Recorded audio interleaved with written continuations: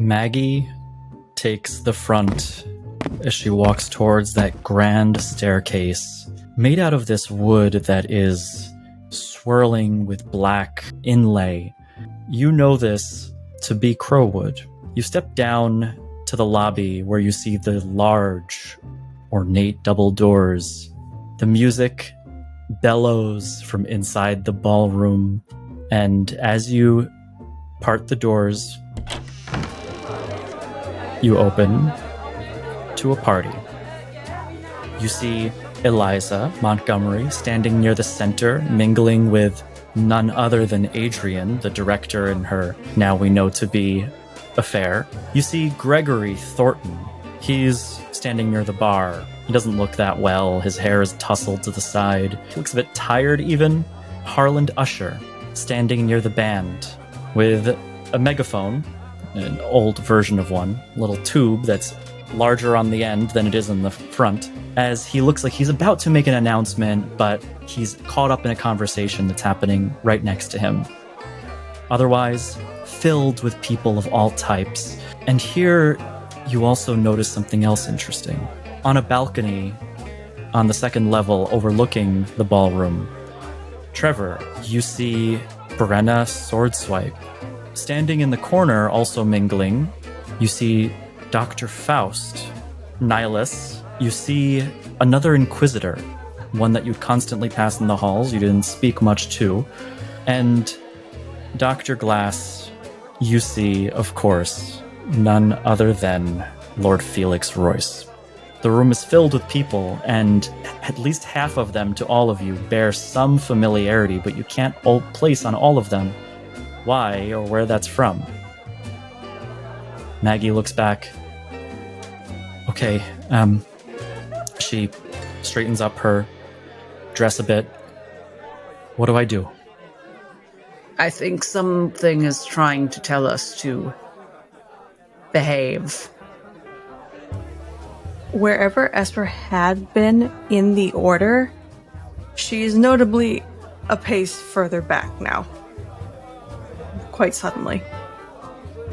It's so weird. Remember that it's not really them. Something's just dredging the people we least want to see from deep within our minds. Is it wait, you're saying you recognize people here? A couple. I recognize two of them. Someone I would like to avoid, and someone I know you would like to avoid, Esper dear. Well, it can dredge a little closer to my current memory. Thank you very much. They all look like strangers to me. If only we had more time. I'd be so intrigued. Catch up. Yeah. Nihilus and Trevor, am I correct that there's someone here you've had an unpleasant brush with? Or you can just read my face, can't you? Yes. There's another Inquisitor here. It speaks my interest ever so much. How about you, Trevor? That lady over there, pointing over to someone who'd be unfamiliar to everyone else. I wouldn't say she's my enemy. She's the one who taught me how to fight. She is, I guess, a mercenary in the Obsidian Legion. She's the one who taught me how to fight with my hands. Quite the warrior, then. Curious. Yeah, she's a little thing. You see, you just point down, like, she's about as tall as Esper, and you can see that her left arm, notably, missing. You wouldn't think to look at her, but she kicked my ass on more than one occasion.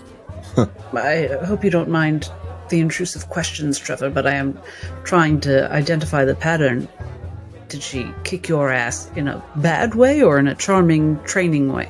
Perhaps for me that's not the... That was her job to kick my ass. So how do you feel seeing her? I don't know. Really weirded out. I know this place ain't real. I know she ain't real. But at the same time, what'd you call it? Nostalgia. A little bit of that. Right. A little bit of unease. Well, it sounds like she's the outlier amongst the four. Perhaps that's where we should begin. Could be that there ain't no pattern.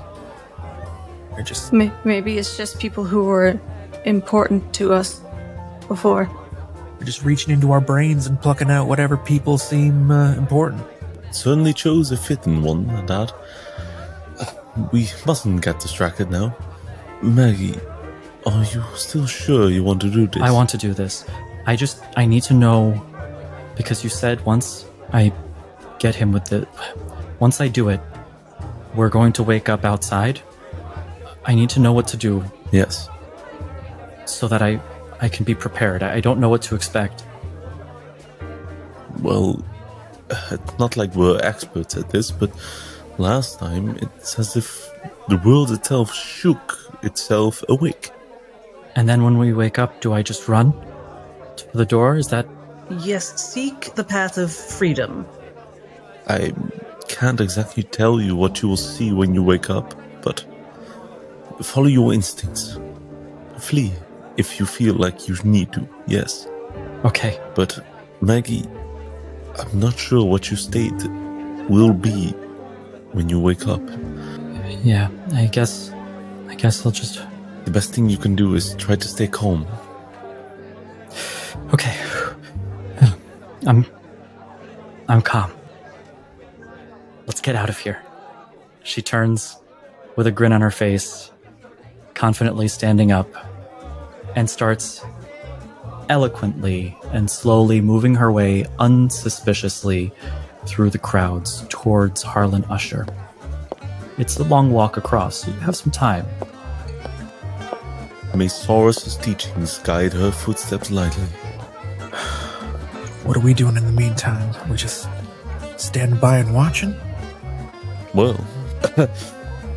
for passing the time, I do see a lovely tray of wine being brought about. You see as the waiter walking with the tray of wine, Gregory takes the tray, swipes it. Not in a bad way. He picks up the tray from the waiter's hands and walks over to the group, and he looks clearly completely plastered at this point. He looks over. Hey, very nice to see you all again. Wine, would you like? Would you like some wine? He holds out the tray. I would certainly love some. Dr. Glass is keeping an eye on Harlan as she takes a glass of wine because she wants to see if she'll need to create a last-minute diversion, perhaps by knocking over this tray to help Maggie out. You see as in the center of the ballroom, there's some dancing happening. Maggie gets to the edge of the dance floor, contemplates for a second, and then picks up one of the handsome men standing in the corner and starts dancing her way across, putting on quite the display of movement across this party. But Harlan, he seems to still be enjoying his conversation. Trevor is kind of like really gingerly grabs a wine glass from the tray, just kind of like side-eyeing, leaning over to the doctor. Says, we don't probably got a lot of time, and like you said, ain't none of this real. Takes a little sip and like winces as he swallows. Interjecting himself into the conversation, he puts his hand on both of your shoulders. Anyway, I was trying to say, you have to understand, what was I doing here? Oh, right, I wanted to tell you something. He points across the ballroom towards Eliza Montgomery. She's a star. #1 star. I'm just second to her. You seem real happy about that. Oh, I'm so happy for her. Her career is progressing so well. I can only I can only begin to show my gratitude. And I heard she might be leaving the production after it's complete. Did you hear about that? How much is he speaking out of insecurity? Roll insight. 10. Extremely so. This man is incredibly insecure, but he's grasping at something beyond his words. He's trying to show you something, but in indirect ways. He looks over. Isn't she just lovely? And look, Adrian's with her, always with her, always with her. I hear they're a pair now. Yes, she's very lucky to have not only such a fine director, but such a fine friend in you. Yes, You look out for her, don't you? always.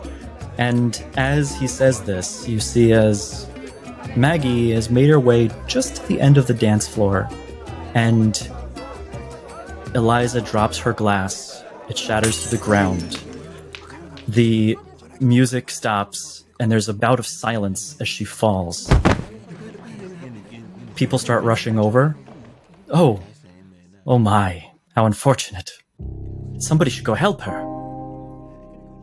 That's Gregory saying this? Yes, And did he give her that wine? Because he had the tray?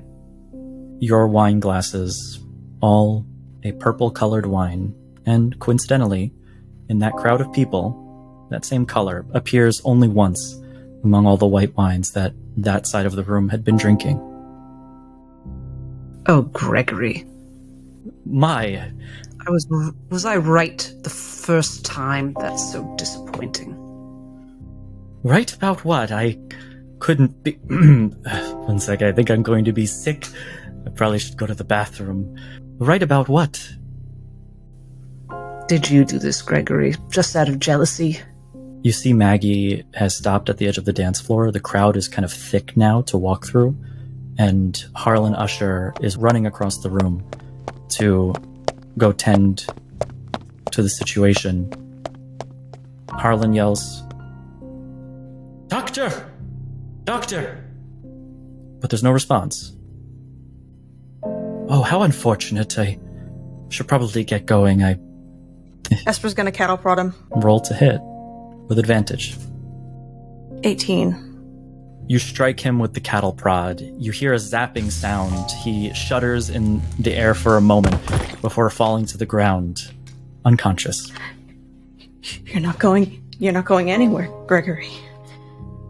And if no Dr. Veering presents himself after a moment, Dr. Glass will call out, "I'm a doctor," and go over to tend to Eliza. You go. You see the edges of her lips have a deep purple tint to them, almost like that of a dye, as if somebody might have ingested it, though you know it's not a dye. As you get down, everybody makes room for the doctor. Roll a medicine check. And I am proficient with the poisoner's kit. Could that perhaps cancel out my exhausted disadvantage? Yes. Huzzah. 22. What this poison is exactly unfamiliar to you, but it's clearly insidious because in the spots around the edges of her lips, the skin has completely caved in on itself. It's almost as fast acting as an acid. Whatever this is, there's no amount of help that somebody could have. It would eat away in an instant at whatever it touches. So there's nothing I could do with any of my kits? You know with certainty it would take a miracle to save her. I do look with panic at Nihilus and say into his mind, "Any miracles up your sleeves?" He gets closer to the situation. While doing so, he says, "Well, you're more of the expert in medicine than I am, but I'll sure to take a look." Oh. Quickly. I believe in a lot of things, and I do believe in miracles, but this situation is lost for her, I'm afraid. All I can do is say my prayers, but... Maggie, at this point, is no longer moving, no longer on her mission. She just looks across the crowd at whoever will see her with a look of concern and almost as if she's looking for direction on what to do. Harlan stands at the other edge of the crowd to Dr. Glass, looking down. Trevor, who's still standing away from the crowd, looking over at Maggie, is just wordlessly is going to look around for Harland and then just like look over to Maggie and just go like, where is he? Do it now. Maggie begins, this time walking quickly across the crowds. It doesn't stand out because there's an air of concern and panic, a chatter in the air. People have made their way either to the edges of the room or to the collapsed star of Midnight Whispers. And Maggie gets to the back of Harlan and feigns looking over at the body. And she looks back at Trevor, mouthing the words, "Now?" Just wordlessly, just go, like, nod the head. Looking back one last time at Trevor before raising the dagger and plunging it into the back of Harlan Usher. The world around you immediately starts to shake violently, worse than it ever has before. Pieces of ceiling chandeliers start to fall. The entire hotel looks like it's going to pick up and take off its foundation and just turn into rubble on the spot. Screams begin to erupt across the crowd. They start scattering and running towards the edges, unsure where to go. You hear people crying and panicking. And the floor begins to fall apart.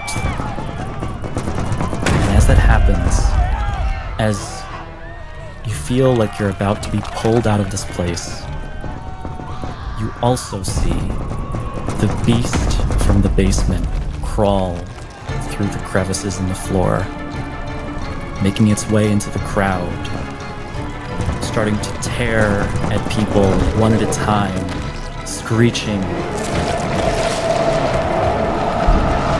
It looks over and recognizes you.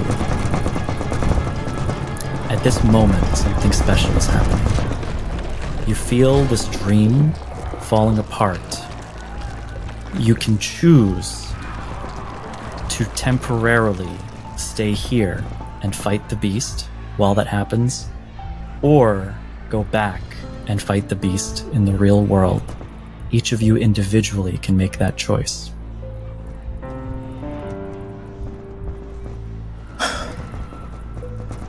I would say... How does it look? Did it heal? The beast Look fucked up? looks younger. This is clearly a younger version of it. It still has some black staining on its body where Esperanza stuck the dagger.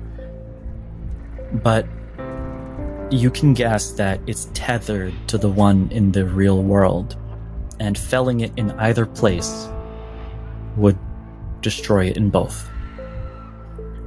Nihilus, as he is in this position of between reality and not, between being in a nightmare and what he knows is real, his urges, his senses all say, these are people.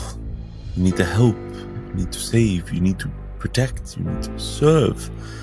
Yet his mind, it knows it's false, it's an illusion, it's a trap. That's what it wants. So he goes against his instincts, he goes against what he has been taught. He has to really pull himself true to his mind, to what he knows is real, and he will choose to fight in reality. Esper knows that she's going to miss having some weapons at her disposal, but her fists are going to do the trick because she has to take care of herself and the people around her in the present. And Dr. Glass. She lets go of poor Eliza.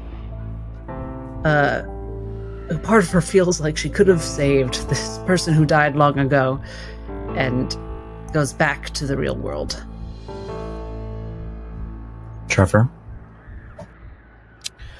Sort of trying to serpentine his way through the panicking crowd as they slowly start to dematerialize almost.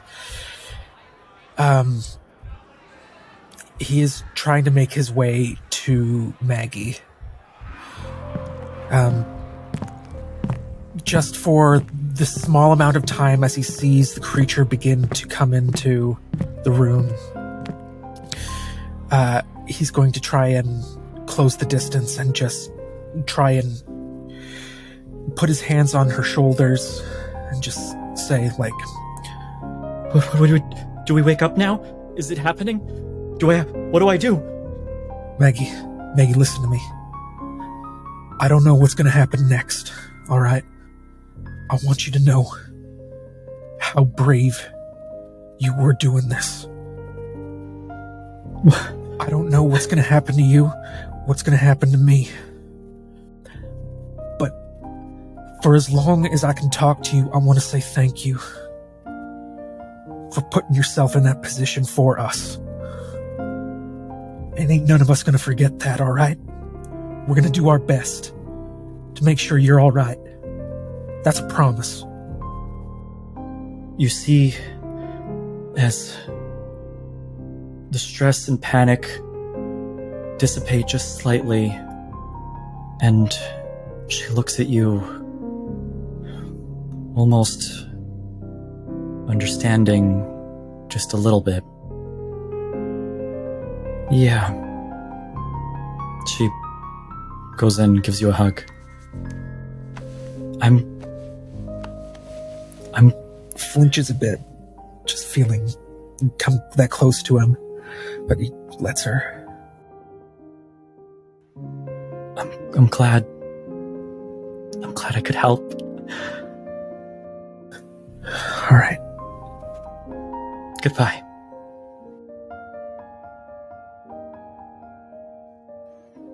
Which do you choose, Trevor?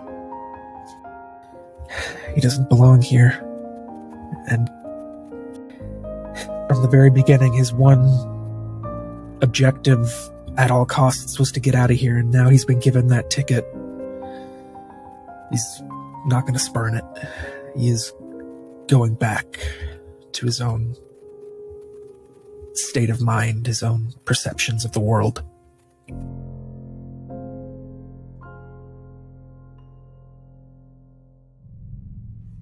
You come to, and you see the beast is standing in front of the door, consuming what was left of the elf.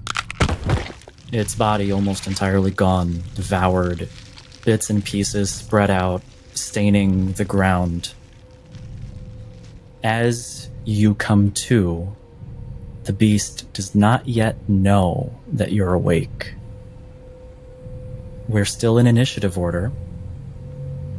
That initiative order is Trevor.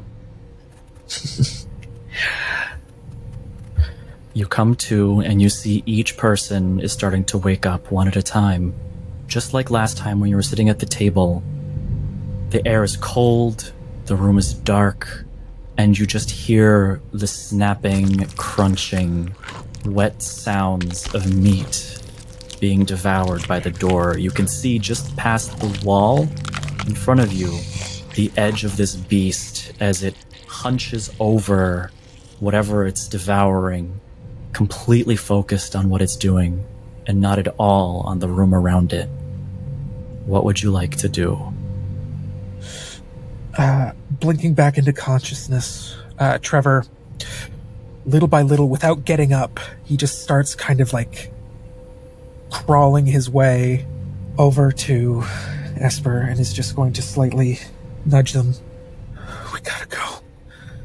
And for the rest of his movement, all the way to Dr. Glass, and just do the same. Just check on her, make sure she's okay, and try and stay out of sight. The creature lurches over, arching its back even more as it seems to be slurping at the floor, licking up whatever bits and pieces remain. And then you hear it screech for a moment as you see it wince, shudder, as if something from inside has also just heard it. Dr. Glass, it's your turn. I am going to crawl to get right to in front of the door. She beckons and points to her doctor's bag and waits by the door and holds that action. Esper nods her head. You see as this creature is finishing up its second helping, and it looks like it'll be done soon. Nihilus, it's your turn. He will try to stay hidden, but he will try to get up and wait for the right moment. And he ends his turn. Esper. The creature finishes slurping up some of the last bits. On its next turn, it may turn around. It's your turn.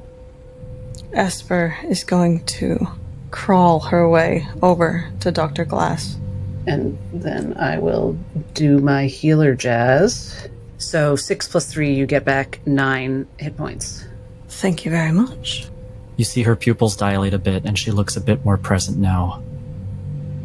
But it's not drugs. It's not like ether. It's minty. Of course. Esper, are you doing anything else? Take a glance at Dr. Glass and Trevor, motioning like she's kind of getting ready to begin possibly a lunge. Speak, child. But this way. They're just making intense eye contact. And Esper trying to think. I was just Esper trying. Yeah, she's making that little focus face. She's like, and she says, "We have to do it. We have to." I don't disagree. Trevor, it's your turn. I'm just gonna slowly, surely reach back into my sheath that I have on my thigh and just bring out my short sword. I will hold an attack if the creature starts to approach, like gets in range of my short sword.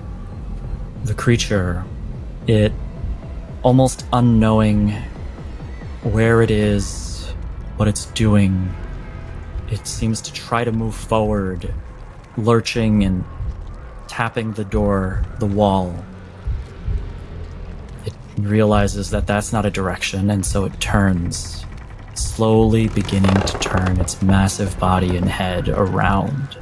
Lurches, its snake-like bits all recoiling in pain as it takes 5 psychic damage. Again, for some reason, from its inside, as it turns, it sees Esper, Glass, and just out of the corner, Trevor. And immediately, it changes in the way that it operates. It lurches forward violently. It clambers over the table. It breaks the wood of the table with its weight as it makes its way toward Esper, Trevor, and Dr. Glass. Trevor, I believe that triggers your held action. He is going to do a big lunge forward with the short sword just to try and catch it off guard. That's a 14 to hit. That's a hit. For 8 points of piercing damage.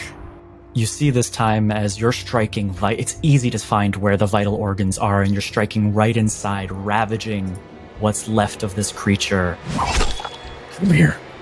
We're finishing this. Now, I believe, Dr. Glass, you're prone. Yes. A crouching 60-year-old doctor, unarmored, administering smelling salts. That's a 24 to hit, followed by a 19 to hit. Let me just check very quickly. Let me crunch some numbers real quick. I think I have an AC of 35. Just natural. Yes, both of those hit, Wesley.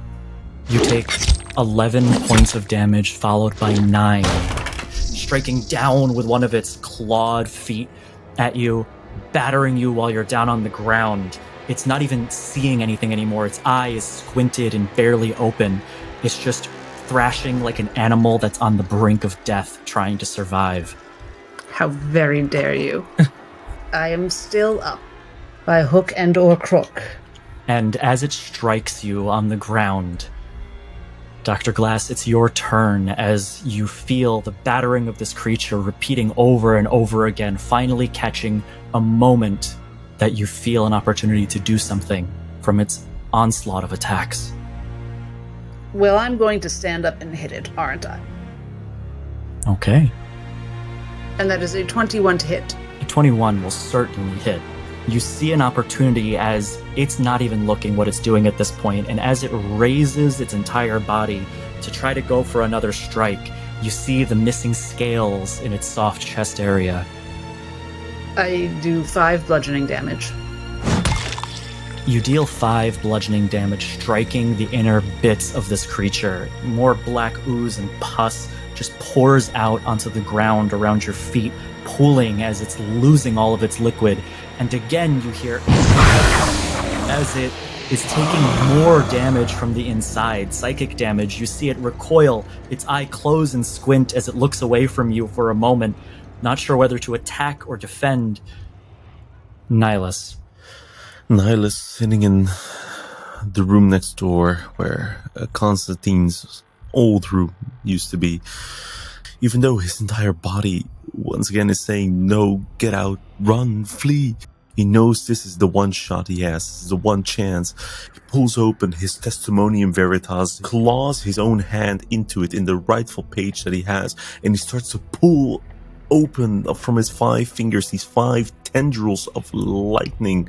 And while he's doing that, as it's starting to transform into all these different elements, he thinks to himself, back in the memory, the rod that was being used by Constantine, he inspected it.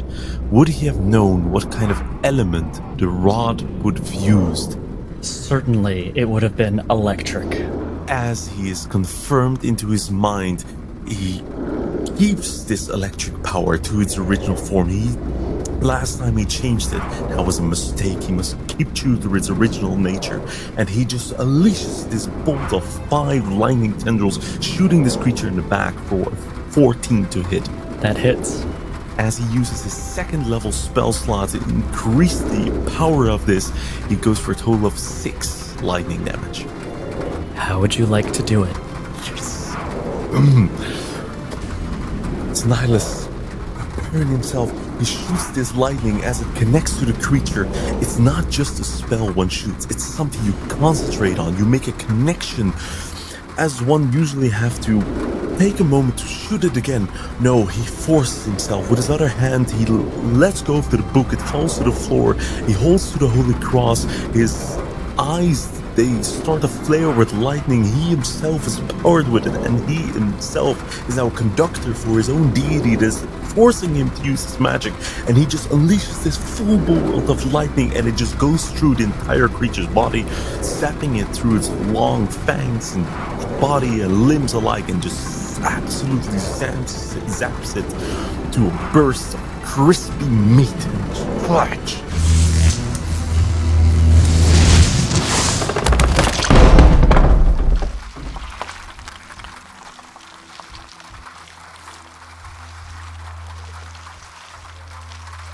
The creature is burnt to a crisp. The edges of its skin start to repeel in, curling in, as you almost smell the cooking sound of the meat from within it.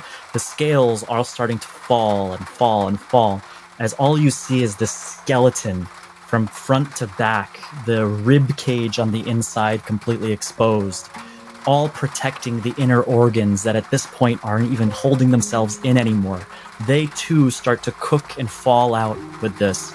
And all that remains once the creature fries before you is a center organ, one that's perhaps unfamiliar to you. You could try to ascertain what it is. But we're out of combat, by the way. It's red, it's charred around the outside. It glows the same color that its eye did when you first beholded it. You see there's the head of this creature barely intact. You see the very slow rise and fall of breath as the creature is powerless and motionless, but clinging on to the edge of life. Demonly beast, you have been vanquished, and you shall stay so. Do not move a muscle as he keeps the concentration. There's like a flash of lightning between his fingers, and he just holds out that point, and he stays his position as he collects back the book, and he looks towards the rest. Are you all right? And Dr. Glass limps over with her one hit point and kind of admires and wonders at what Nihilus is looking at. So the creature is sort of still there, but not? I think it's still alive. Barely. She makes one more attempt to speak to it mentally. She says, if you have any wisdom to leave us with, this is your chance. You hear that similar cacophony of screams, but it's quieter, more distant. You almost feel like you can reach in and try to grasp at voices from within, single them out. You can tell this creature is dying. It's not going to survive. Its breaths become more shallow and slow. But in the time you have, you can single out one voice. She's going to not follow her heart. She's going to follow the clues. And she's going to try to talk to Constantine about Dr. Veering, who knew not to be at that gala. Hello. Constantine, you were played, and I'm sorry. But you can redeem yourself if you tell me now. Dr. Veering, he was the one, wasn't he, who convinced you to bring that creature to this place? I remember. I remember the ball and the poisoning, the flames that took over. Dr. Veering wasn't there. They called for a doctor, Constantine, and no one responded. He knew. I'm getting to that. I remember the floor caving in and it got out. Oh, it got out. It was supposed to get out, wasn't it? No, I know you didn't know that.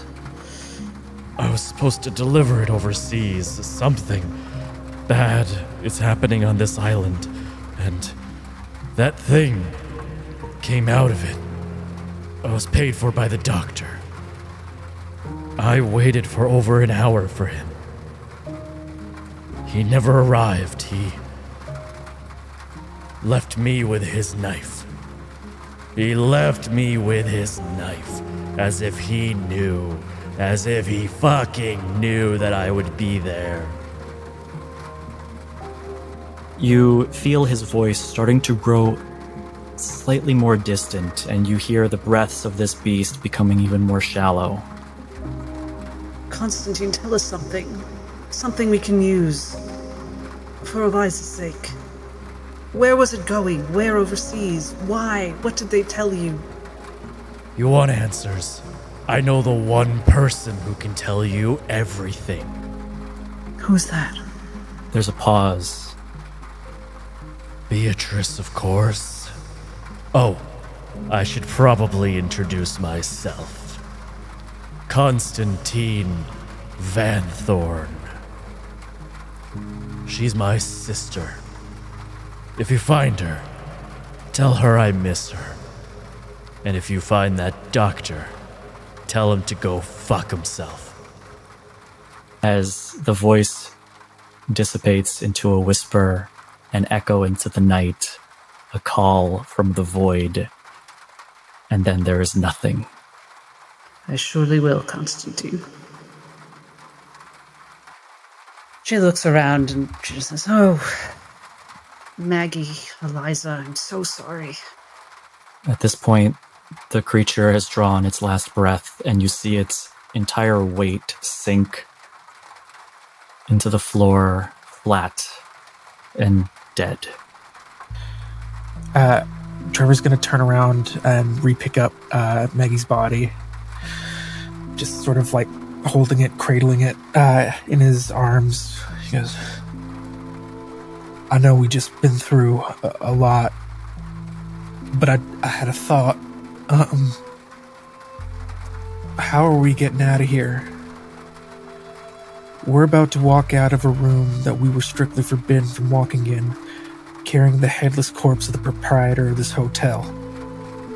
After being accosted by, if I recall, our handler, who is also a member of the Van Thorn family. Probably we should go one at a time. And Trevor and you and Esper should not go first. First, we should look for Martha. Martha, I believe. Martha. She's the That was her cleaning name. lady. She's If she's still alive, missing. she might be able to help us get out of here. If it does seem calm, Wes, she'd like to, as a ritual, cast Detect Magic. She's out of spell slots, but she can do a ritual. You take 10 minutes. You get attuned with the air around you. And as you close your eyes, you see the room that Nihilus was in. In a bookshelf, there is a dagger behind the books. And the room opposite, there is a pocket mirror. That's what I was hoping. She collects them, and she takes the mirror to examine later. She presents the dagger to Esper and makes another quip.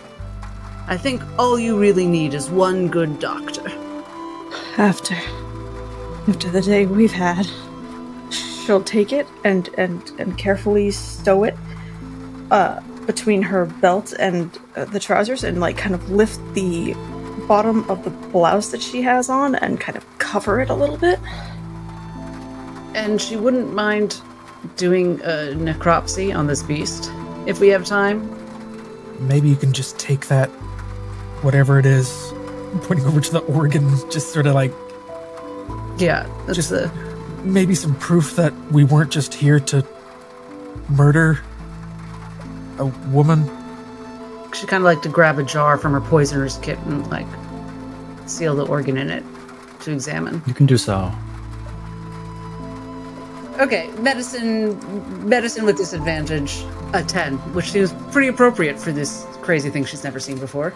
The organ is interesting. It's wrinkled and folded, almost like a brain. It doesn't look dangerous. It looks like a control center of sorts that would power a creature. Or in this case, you can only surmise, judging by your earlier connection with it, devour and store the consciousness of its victims. This organ probably isn't dangerous with a 10. In the meantime, Nihilus would have spent the time, although coughing and stumbling, he would use that time to search the rooms, as many as he can with the time that he has, in search of Martha, the missing cleaning lady. You can roll perception. For a total of 16 on the perception check. You find the doors to what would have been Gregory Thornton's room. And as you walk in, you find a small linen closet. You see there is a ring of dust on the floor where the door had been opened and closed recently. And you can only surmise that that's where you'd find Martha. As you approach and slowly open the door, you see a frightened elven lady kneeling on the ground, trying to be as silent as possible. She looks up at you. Is it safe? Nihilus bends down and goes to sit in a normal position. Yes, it's going to be alright. I'm so sorry you had to go through all that. It must have been extremely terrifying. I'm here, we're here. We'll get you back. I'm sorry, but you're the only one who survived. I understand. She stands up and grabs onto your arm. I'll stay close to you, if you don't mind. That's quite all right. More than welcome. And he unclips his long robes and jacket and puts it over his shoulder and guides her. And as they step back into the mains room, he does try to guide her in a way where she sees the least that she needs to. Although I can imagine that's quite inevitable of a She sight. doesn't try. You see her face is pointed at the floor at her feet, watching each step that she takes. And that's it.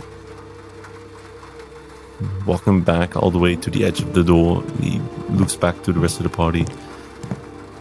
Well, we should get out of here. Sure, I could use a, I don't know, a bit of a lie down.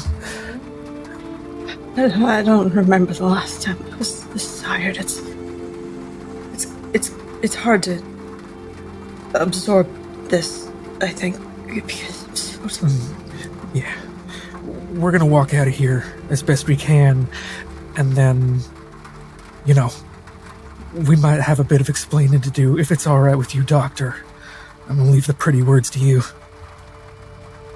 I think plan A, we walk out with Marta and we all head immediately upstairs to the penthouse and get cleaned up and rest, and then worry about everything else later.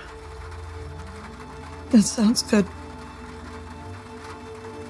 We all look like absolute shit. Yeah, Not you, Mark. if you don't mind, I'd like to go home. Yes. Go home. Go straight towards your home. Is there someone else there? No, I live alone. Okay. We will send word. We will speak to the rightful authorities. Could you please write down your address for me? Yeah. And he gets an ink and quill from magically appears into his hand, a page that is not that much fully written in, and he allows her to write down the address. She writes down her address.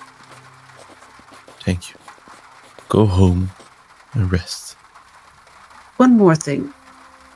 This is very important, Marta. Can you get to your home without Beatrice seeing you? Yeah, of course. That's no problem. I think that would be ideal. Okay, I'll go.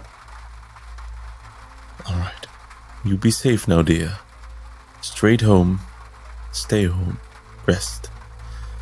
And he will take back his cloak, and as he guides her for the final steps all out of the 5th floor, you will cast guidance on her as a gentle gesture. You do so, and she walks just a little bit taller and more confidently towards the exit. All right, everyone. We rest up, and then I think we might have to immediately kill Beatrice. I think she was feeding that thing. Oh, I think she was trying to feed those two I think we took a leap somewhere. elves. Beatrice, who runs house cleaning here, was the sister of Constantine, right. and Constantine said, oh, right, you weren't privy to the conversation I mentally had with dead Constantine. Doctor. Apologies. Doctor, Yes, if we can, sleep first. yes. Before we start Yes, dishing out vigilante justice, Well, more because I think she might murder us when she finds out we killed her pet. Let us make use of the time that we have right now and rest up. As he coughs up a bit of blood on his hand. I think we could all use some rest. Yes, just quickly and quietly, and no talking to Beatrice.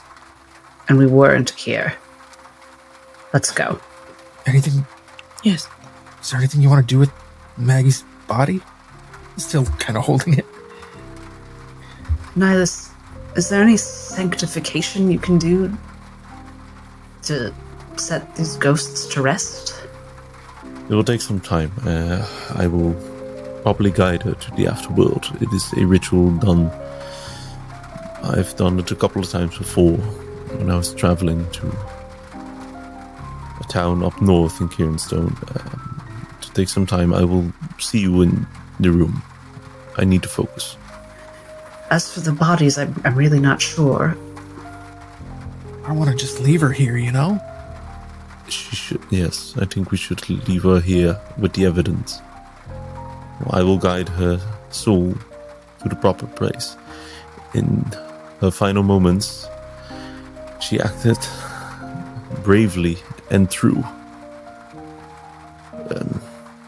She might not have been a follower of Lazarus' testimonium, but she did act towards his guiding, and I'm sure Lazarus will take good care of her in the afterlife. Would you feel better, Trevor, if we attempted to somehow cremate the remains? I don't know, man. I don't know what I want. I understand. I don't feel right. I know, this is a dismal resting spot.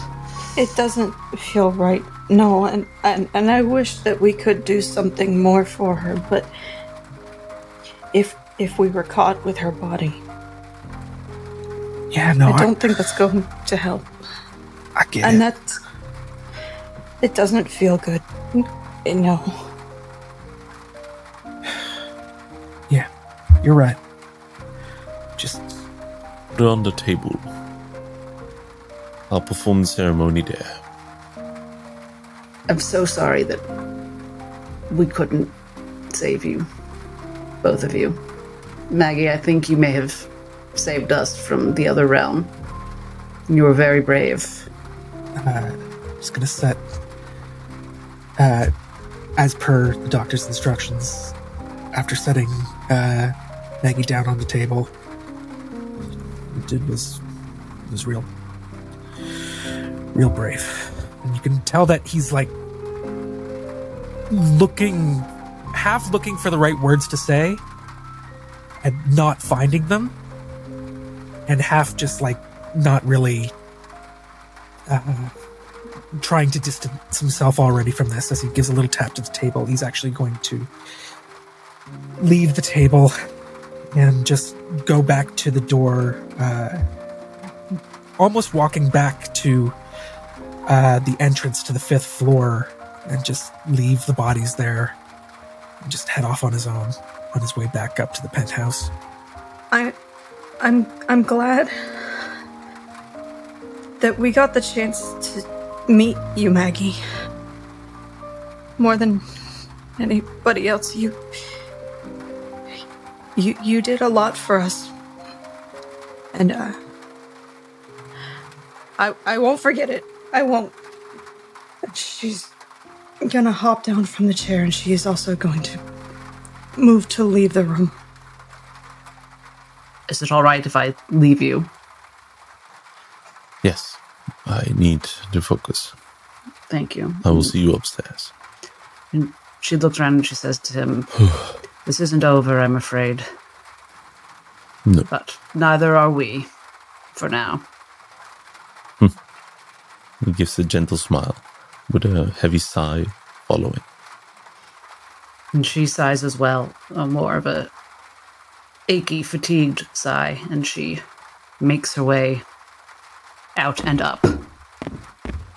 Nihilus, tell us about the ritual.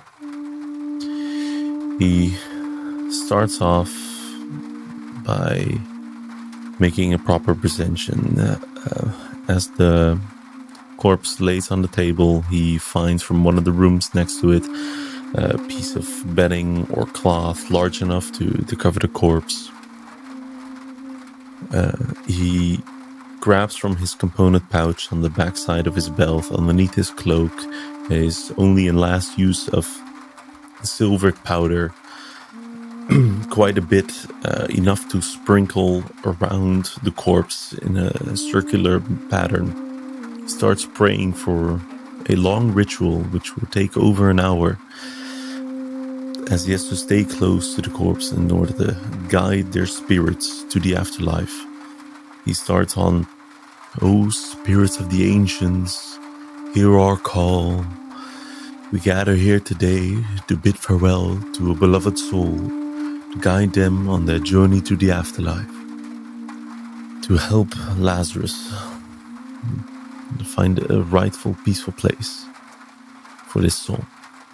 It takes a while, but the ceremony concludes. There's nothing more to do here, and more than likely, above all things, after everything you've been through, you're probably tired.